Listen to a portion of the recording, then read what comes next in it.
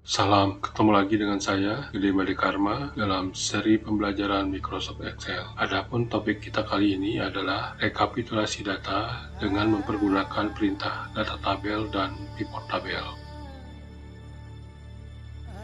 Melakukan rekapitulasi data dengan mempergunakan data tabel itu sama artinya dengan melakukan rekapitulasi data dengan mempergunakan formula yang ada yang dikombinasikan dengan perintah data tabel yang ada pada Microsoft Excel. Jadi ada dua hal yang perlu dipahami. Pertama terkait dengan formulanya dan yang kedua terkait dengan perintah data tabelnya. Untuk formula itu ada 5 formula yang secara umum memiliki aturan penulisan yang sama. Ada dsum, ada daverage, ada dmax, ada dmin, dan daccount dengan fungsi masing-masing. Dsum untuk mencari jumlah, daverage mencari rata-rata, dmax mencari nilai maksimum, dmin mencari nilai minimum, dan daccount mencari banyaknya data. Nah, kelima fungsi ini memiliki format yang sama dengan 3 buah parameter, yaitu database, field, dan kriteria. Database itu berisi alamat ring dari kumpulan data yang mau kita hitung. Kemudian field itu berkaitan dengan nilai yang mau kita hitung, sedangkan kriteria adalah kriteria dari perhitungannya. Untuk lebih jelasnya, mari kita lihat contoh latihan berikut. Untuk latihan kali ini, kita akan mempergunakan data pada tabel ini. Dan untuk memudahkan penulisan formula, maka tabel ini sudah disiapkan beberapa nama, yaitu database untuk keseluruhan data yang ada di sini, sedangkan penjualan untuk sel E1 dan unit untuk sel D1.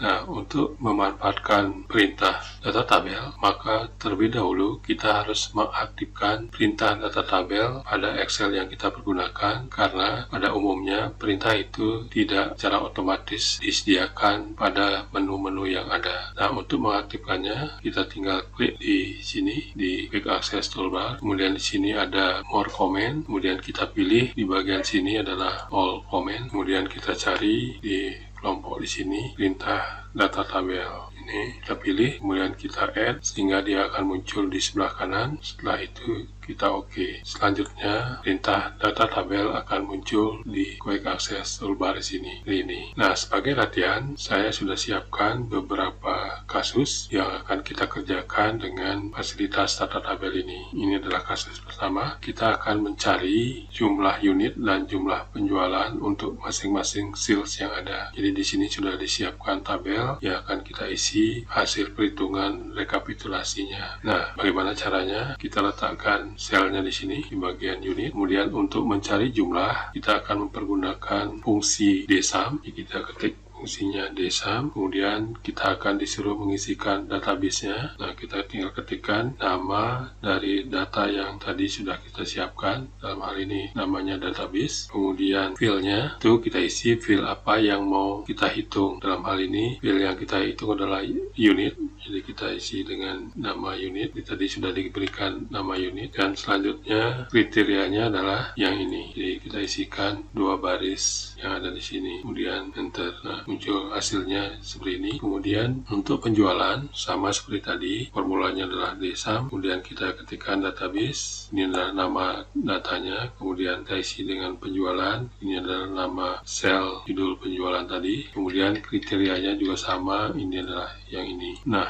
yang perlu diperhatikan dalam mengerjakan kasus ini adalah pertama, kita harus membuat sebuah kolom di sini yang judulnya sama dengan judul pada tabel database tadi. Jadi untuk bagian sel yang namanya harus sama. Kedua, formula yang kita buat ini itu tidak kita copy untuk mengisikan sales yang berikutnya. Nah, pertanyaannya kemudian bagaimana mengisikan perhitungan untuk sales yang lainnya? Caranya adalah kita blok yang ini, dari nama salesnya sampai ke bawah sini, kemudian kita pilih menu data tabel, maka akan muncul tampilan seperti ini. Kita disuruh mengisi data input untuk baris, mendapatkan data input untuk kolom. Nah, dalam kasus kita ini, inputannya ada di kolom, yaitu Aditya dan seterusnya ini. Maka kita isikan kemudian di bagian kolom input cell dengan alamat sel dari kriteria yang pertama. Kemudian kita oke. Maka inilah jawabannya. Nah, perlu saya ingatkan, hasil yang muncul di sini itu tidak bisa kita edit secara manual. Jadi kalau kita coba hapus atau edit, maka dia akan salah. Jadi satu-satunya cara kalau terjadi kesalahan adalah dengan melakukan perhitungan ulang seperti yang sudah kita lakukan tadi. Ini kasus yang pertama. Kita lanjutkan dengan kasus yang kedua. Ini kasusnya. Jadi kita akan mencari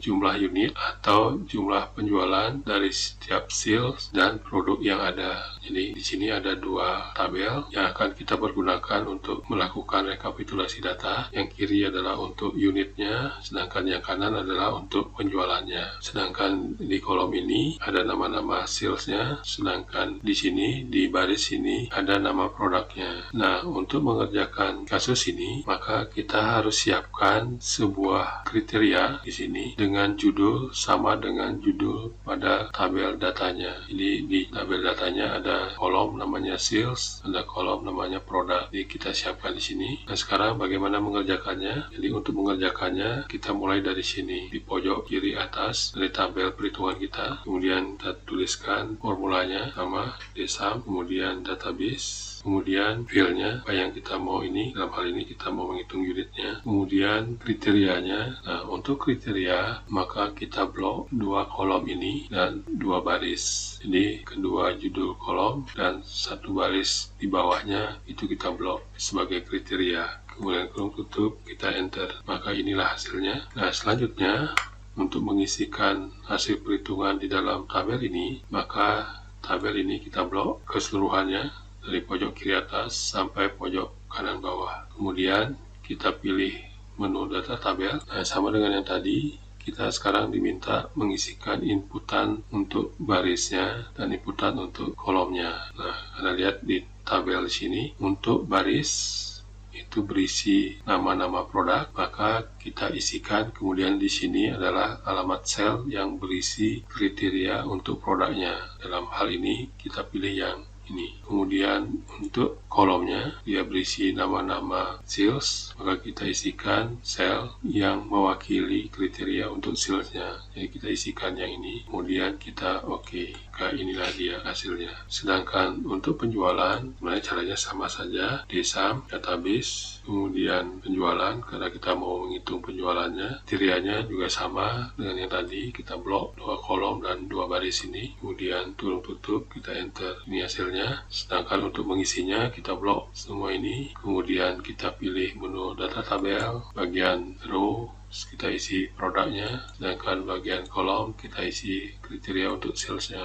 Kemudian kita oke. Inilah hasilnya. Oke, berikutnya kasus yang berikut adalah kita mencoba mencari jumlah unit produk yang dijual setiap sales pada tanggal tertentu. Misalnya saja adalah tanggal 24 April 2021. Ini adalah tabel perhitungannya, dan untuk bisa mengerjakan kasus ini kita harus siapkan sebuah tempat yang berisi kriteria yang isinya seperti ini. Sales produk tanggal, di bagian salesnya kita biarkan kosong, di bagian produknya juga kosong, sedangkan bagian tanggalnya kita isi dengan tanggal 24 April 2021. Nah, sekarang bagaimana mengerjakannya? Sebenarnya caranya sama saja dengan yang tadi. dsum, database, kemudian unit, karena kita mau hitung unitnya. Kemudian kriterianya kita blok 3 kolom ini dan 2 baris. Seperti itu. Kemudian kita enter. Ini adalah hasilnya. Untuk mengisi data hasil perhitungan di dalam tabel ini, kita tinggal blok.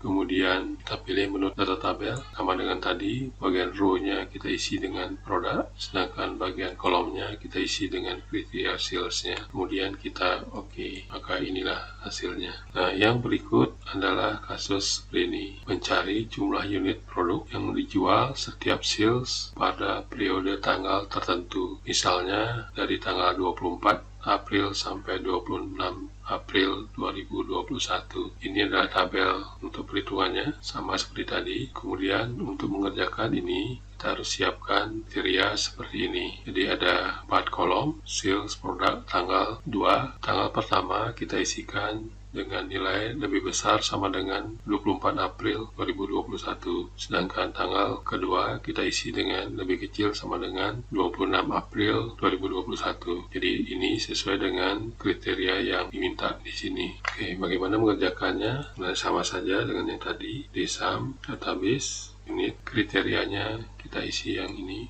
4 kolom, 2 baris. Kemudian oke, ini hasilnya. Kemudian untuk mengisikan hasil perhitungan di dalamnya di blok, kemudian kita pilih data tabel, kemudian di bagian row-nya kita isi dengan kriteria produknya, sedangkan bagian kolom kita isi kriteria sales-nya, kemudian kita oke. Maka inilah hasilnya. Kasus terakhir adalah seperti ini. Kita mencari jumlah penjualan oleh sales tertentu, misalnya Kinan, untuk produk tertentu juga, misalnya TV, pada periode tanggal 24 sampai 25 April 2021. Nah, untuk mengerjakannya, kita tinggal siapkan kriteria di sini. Isinya sama dengan yang tadi, ada sales, produk, tanggal, 2 buah. Kemudian di bagian sales, kita isi nama sales yang kita mau cari, nilai jumlah penjualannya. Kemudian di bagian produk, kita isi nama produk yang mau kita cari penjualannya. Sedangkan di bagian tanggal, kita isi lebih besar sama dengan 24 April 2021 dan lebih kecil sama dengan 25 April 2021.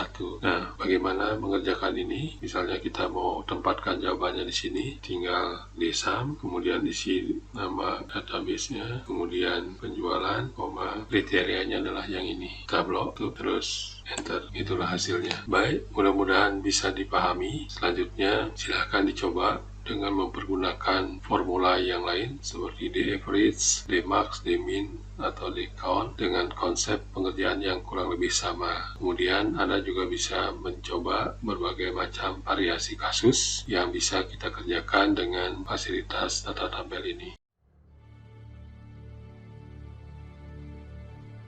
Untuk latihan pivot tabel, kita akan mempergunakan data yang sama dengan yang tadi, dan seperti halnya dengan data tabel, maka menu pivot tabel harus kita aktifkan terlebih dahulu. Caranya juga sama, tinggal pilih quick access toolbar di sini, more comment, kemudian kita pilih all comment, kita cari kemudian di sini pivot tabel.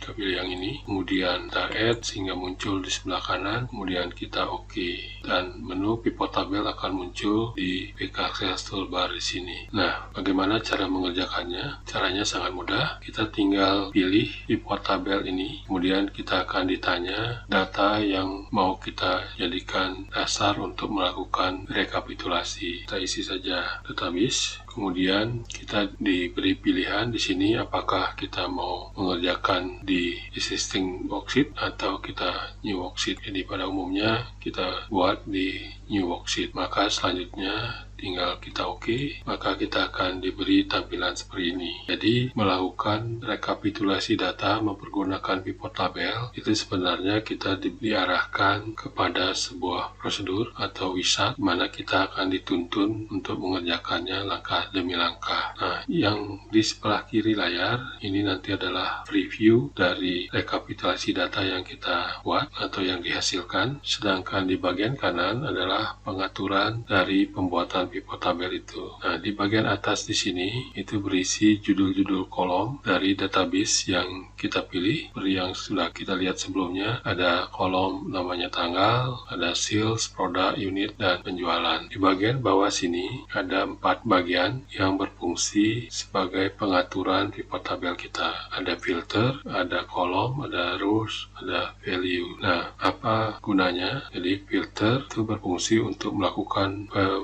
filteran atau penyaringan data yang mau dimunculkan di dalam pivot tabel kita. Kemudian kolom adalah data yang dimunculkan pada bagian kolom dari pivot tabel kita, sedangkan rows adalah data yang dimunculkan di bagian barisnya. Sedangkan value itu adalah nilai yang dimunculkan pada perpotongan baris dan kolomnya. Kita buat dulu yang sederhana, misalnya seperti tadi, di barisnya kita isi dengan sales, maka Anda lihat di sini akan ada nama-nama sales yang muncul. Kemudian di bagian kolom kita isi dengan produk, maka akan ada di sini kulkas, mesin cuci TV, dan di bagian value kita isi dengan unit. Maka inilah hasilnya. Sangat mudah. Nah, bagaimana kalau kita mau isi dengan filter? Filternya misalnya tanggal, maka di sini seperti ini kita bisa atur di sini all berarti keseluruhannya. Kalau kita mau pilih salah satu hal ini, maka ini hasilnya. Kalau kita mau memilih lebih dari satu, kita tinggal klik di sini multiple items, kemudian oke, inilah hasilnya. Sangat mudah. Oke, sebagai tambahan di bagian value bisa kita isikan lebih dari satu, misalnya ditambahkan penjualan di sini, maka akan muncul seperti ini. Di kolomnya dibagi menjadi dua bagian untuk setiap produk. Kulkas ada sum unit dan sum penjualan, kemudian mesin cuci juga sum of unit, sum of penjualan, dan seterusnya. Nah, selanjutnya untuk memudahkan kita bisa mengganti judul-judul kolom ini. Misalnya sum of unit kita ganti dengan yang lain. Di sini ada value field setting, kita ganti dengan itu. Kemudian kita bisa ganti dengan sum, count, atau yang lainnya. Jadi kita biarkan sum, artinya dijumlahkan. Nih. Kemudian untuk penjualan juga sama, tinggal pilih value field setting, kemudian kita ganti dengan judulnya dengan penjualan dalam kurung ya. Juga sama, kita bisa isi sum atau count atau average. Ini adalah rumusnya dan kita oke. Maka inilah hasilnya. Sangat mudah. Nah, di samping membuat tabel seperti ini dengan pivot tabel, kita juga bisa membuat grafiknya. Jadi menu sini ada pivot chart, tinggal diklik, kemudian kita tinggal pilih grafiknya seperti apa. Misalnya ini, kemudian kita oke, kita letakkan di sini. Maka inilah grafik kita. Nah, yang perlu diperhatikan pada saat kita klik di sini, maka panduan yang ada di kanan akan dihilangkan. Bagaimana cara memunculkannya? Tinggal diklik di salah satu sel yang ada di sini, maka dia muncul lagi. Kalau kita klik di tempat ini, maka dia hilang. Demikian, mudah-mudahan bisa dipahami dan dipraktekkan. Terima kasih.